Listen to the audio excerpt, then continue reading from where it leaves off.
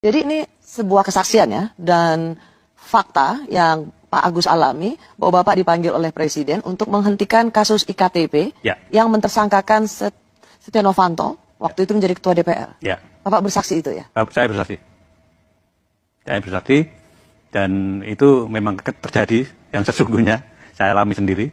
Saya awalnya tidak cerita kepada komisioner yang lain, tapi setelah beberapa lama itu kemudian saya cerita. Bisa merasakan KPK itu mau dijadikan sebagai alat kekuasaan? Mohon maaf, ini perlu saya ungkapkan karena semuanya harus jelas, dan saya pikir baru sekali ini saya mengungkapkannya di media yang kemudian ditonton orang banyak. Bicara pada beberapa teman sudah, tapi kepada media seperti ini belum. Mohon maaf, kenapa saya kemudian tadi di depan juga menyoroti tone of the top, keinginan Pak Jokowi itu kemudian perlu juga menjadi perhatian kita. Saya terus terang pada waktu kasus IKTP. Saya dipanggil sendirian. Oleh Presiden. Presiden pada waktu ditemani oleh Pak Pratikno.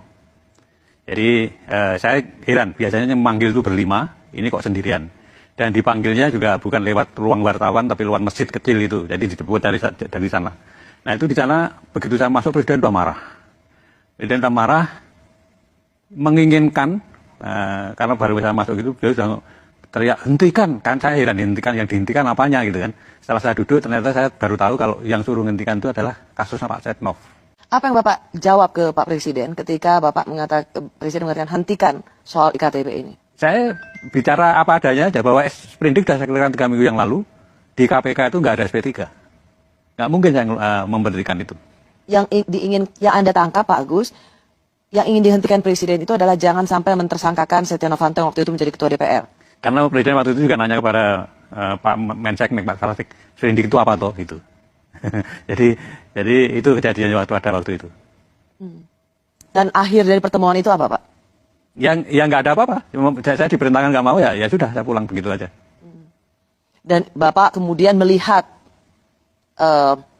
time frame-nya atau waktu demi waktu, bagaimana kemudian ada pelemahan KPK. Salah satunya dari kesaksian yang baru saja Pak Agus Raharjo katakan bahwa memang karena pimpinan KPK independen, tidak bisa diperintah oleh kekuasaan, maka dengan cara mengubah undang-undang KPK lah pimpinan KPK dapat diatur. Ya. Itu salah satu yang setelah kejadian revisi undang-undang KPK kemudian menjadi perenungan saya. Oh ternyata pengen KPK itu bisa diperintah-perintah gitu.